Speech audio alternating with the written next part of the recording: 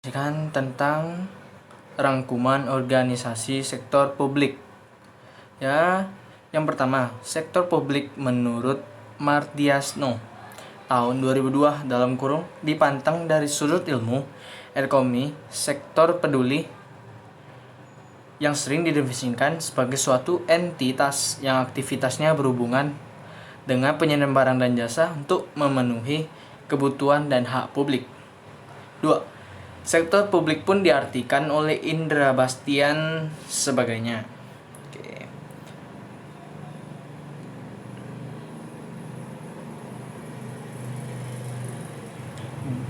Ketiga, bidang membicarakan metode manajemen negara dalam arti sempit diartikan sebagai pungutan oleh negara. Selanjutnya, Bastian akuntansi sektor publik adalah mekanisme teknik analisis akuntansi yang diterapkan pengelolaan dana masyarakat di lembaga tinggi negara dan departemen bawahnya, pemerintah daerah, BUMN, BUMD, LSM, dan yayasan sosial maupun proyek kerja sama sektor publik dan swasta. Selanjutnya ada persamaan sektor publik dan swasta. Persamaan sektor publik dan swasta yang dikatakan sebagai persamaannya adalah sebagai berikut. Bagian dari sistem ekonomi negara menghadapi masalah yang sama, yaitu masalah kelangkaan sumber daya yang terbatas.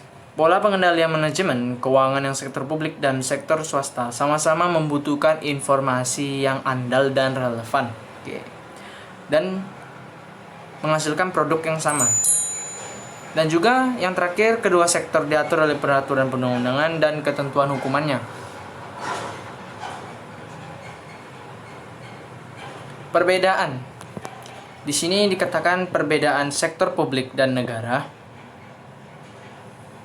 yaitu tujuan organisasi yang pertama, sumber pendanaan, penanggung-jawaban, struktur organisasi, karakteristik anggaran, sistem akuntansi.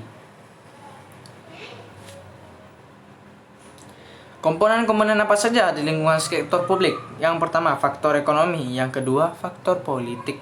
Yang ketiga, faktor kultural. Dan keempat, demografi. Yang dikatakan faktor ekonomi yaitu meliputi pertumbuhan ekonomi, tingkat inflasi. Sedangkan faktor publik meliputi hubungan negara dan masyarakat.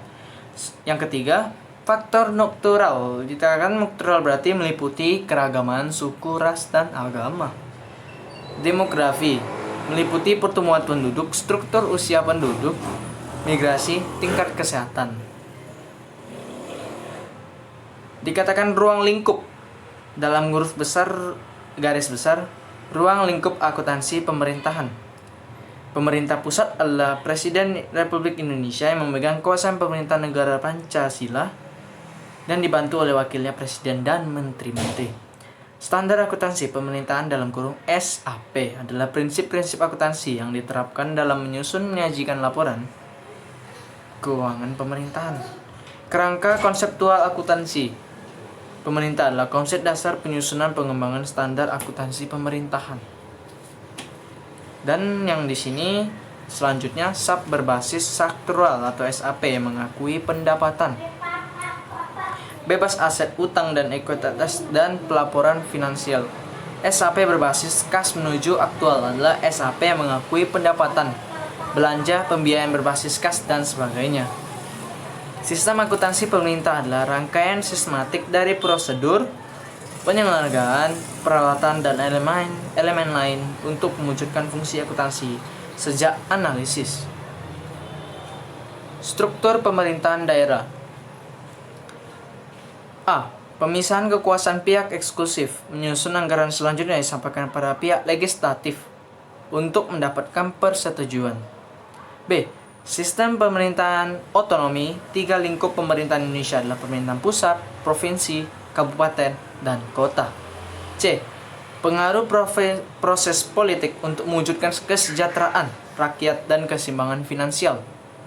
D. Pembayaran pajak dan pelayanan pemerintah. Selanjutnya, karakteristik kualitatif. laporan keuangan. Yang pertama A. Relevan, B. Andal, C. Dapat dibandingkan, D. Dapat dipahami. Itulah 4 karakteristik yang ada di laporan keuangan di akuntansi. Penyusunan kebijakan akuntansi. Ya, dikatakan di sini adalah tahapan penyusunan kebijakan akuntansi adalah A. PSAP tentang akuntansi penyediaan, 06 tentang akuntansi investasi, tentang akuntansi aset tetap, dan 08 tentang akuntansi konstruksi dan pekerjaan, dan sebagainya. Tujuan laporan keuangan pemerintah. Tujuannya adalah tujuan umum laporan pemerintah adalah menyajikan informasi mengenai posisi keuangan, realisasi anggaran, saldo anggaran, lebih, arus kas, hasil operasi, dan perubahan ekuitas suatu identitas. Pelaporan yang bermanfaat bagi para pengguna dalam membuat dan mengevaluasi keputusan mengenai alokasi sumber daya. Oke, selanjutnya ada lagi secara khusus, yaitu tujuan pelaporan keuangan pemerintahan daerah, menyajikan informasi yang berguna, menyediakan informasi prediktif dan prospektif, mengetahui posisi keuangan mengenai identitas dalam hal 1 aset, 2 kewajiban, 3 ekuitas dana, 4 pendapatan, 5 belanja atau beban, 6 pembayaran, dan 7 arus kas. D. Menyediakan informasi tambahan, termasuk laporan keuangan. Dapat dilaporkan bersama-sama dalam laporan keuangan.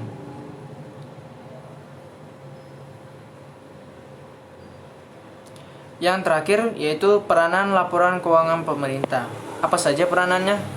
Ya, yang pertama A. Akuntabilitas, yaitu pertanggungjawaban pengelolaan sumber daya alam. Ya. Yang kedua manajerial, yaitu menyediakan informasi keuangan yang berguna. C. Transparansi, yaitu menyediakan informasi keuangan yang terbuka bagi masyarakat dalam rangka mewujudkan penyelenggaraan pemerintah yang baik. D. Keseimbangan antar generasi, yaitu memberikan informasi mengenai kecukupan penerimaan pemerintah untuk membiayai seluruh pengeluaran. C. Evaluasi kerja, yaitu mengevaluasi kinerja identitas pelaporan, terutama dalam penggunaan sumber daya ekonomi yang dikelola pemerintah untuk mencapai kinerja yang direncanakan. Oke, itu saja kesimpulan tentang itu semua hasil rangkuman dari bab tentang organisasi sektor publik. Saya Vincent, selamat malam.